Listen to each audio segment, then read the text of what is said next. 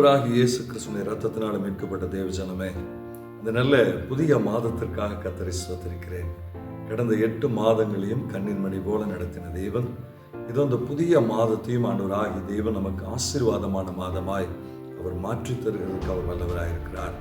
இந்த மாதத்திலே ஆண்டவராகிய தேவன் ஏசாயா தீர்க்கதரிசியின் புத்தகம் 60ஆம் அதிகாரம் 20ஆம் வசனத்தை நமக்கு வாக்குத்தத்தமாய் கொடுக்கிறார். உன் சூரியன் இனி அஸ்தமிப்பதும் இல்லை, உன் சந்திரன் மறைவதும் இல்லை, கர்த்தரே உனக்கு நித்திய வெளிச்சமாயிருப்பார், உன் துக்க நாட்கள் முடிந்து போம் என்று சொல்லி ஆண்டவர் வாக்கு பண்ணுகிறார். இதில் மிக குறிப்பாய் கர்த்தரே உனக்கு நித்திய வெளிச்சமாய் இருப்பார் என்று சொல்லி ஆண்டவர் இந்த மாதத்தில் நமக்கு சொல்லுகிறார். செப்டம்பர் மாதம் முழுவதும் கர்த்தரே நமக்கு நித்திய வெளிச்சமாய் இருக்க போகிறார். சூரியனுடைய வெளிச்சமோ சந்திரனுடைய வெளிச்சமோ அல்ல, கர்த்தருடைய வெளிச்சம் இந்த மாதம் முழுவதும் நம்மை நடத்த போகிறது. கர்த்தருடைய வெளிச்சம் இந்த மாதம் முழுவதும் நம்மை போஷிக்க போகிறது. கர்த்தருடைய வெளிச்சம் இந்த மாதத்திலே நமக்கு தேவையான சகலவற்றையும் சந்திக்க போகிறது. காரணம் என்ன அப்படின்னா, சூரியன் மறையாமலும் சந்திரன் மறையாமலும் கர்த்தரே நமக்கு வெளிச்சமாய் இருந்து இந்த மாதத்தை நமக்கு நடத்தி தர அவர் வல்லவராக இருக்கிறார். நான் எப்படி சொல்லணும் அப்படின்னா, இந்த செப்டம்பர் மாதத்தை குறித்து நான் எப்படி சொல்லணும் அப்படின்னா, சூரியனாலேயும் சந்திரனாலேயும் ஆகாத காரியங்களை இயேசு கிறிஸ்துவின் வெளிச்சம் நமக்கு கொடுக்கும் என்பதுதான் இந்த வசனத்துடைய ஆழம்.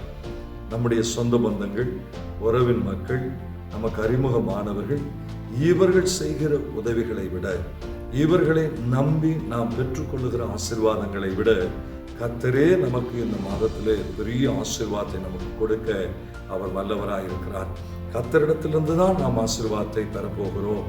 ஒரு பெரிய ஆசீர்வாதத்தை இந்த 9வது மாதத்தில் நமக்கு வைத்திருக்கிறார். இந்த 9வது மாதத்தில் அந்த பெரிய ஆசீர்வாதத்தை கர்த்தரிடத்திலிருந்து நாம் பெற்றுக்கொள்ள போகிறோம். இவர்களை நம்புகிறேன்.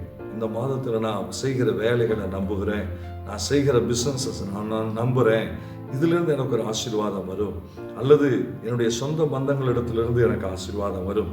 இல்லை, கர்த்தர் சொல்லுகிறார், கர்த்தரே எனக்கு வெளிச்சமாக இருந்து பரிபூர்ண ஆசீர்வாதங்களை தரப்போகிறார். இந்த மாதத்தை குறித்து எதுவும் சோர்ந்து போக வேண்டாம், கலங்க வேண்டாம்.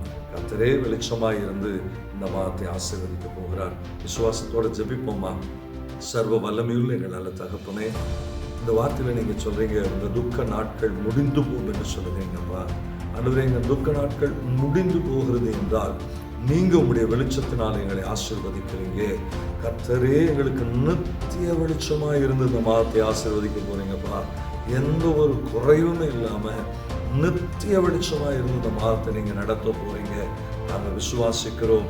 இந்த 8 மாதம் கண்டிராத ஆசீர்வாதங்களை, இந்த 8 மாதம் பெற்றிராத ஆசீர்வாதங்களை இந்த 9வது மாதத்தில் நித்திய வெளிச்சமாய் நீர் எங்களுக்கு கொடுத்து ஆசீர்வதிப்பீர் என்று சொல்லி நாங்கள் விசுவாசிக்கிறோம்ப்பா. என்னோடு கூட இணைந்து ஜெபிக்கிற அத்தனை பேருடைய வாழ்க்கையிலையும் இதுவரைக்கும் காத்திருந்த காரியங்களை இந்த 9வது மாதத்தில் நிறைவாய் பெற்றுக்கொள்வார்களாக, நிறைவாய் பெற்றுக்கொள்வார்களாக. அத்தனை இடப்பட செய்கிறதுக்காக இயேசு கிறிஸ்துவின் நாமத்தில் ஜெபிக்கிறோம். ஆமென். கர்த்தரே நித்திய வெளிச்சமாய் 9வது மாதத்தில் சோர்ந்து போக வேண்டாம். God bless you. God bless you.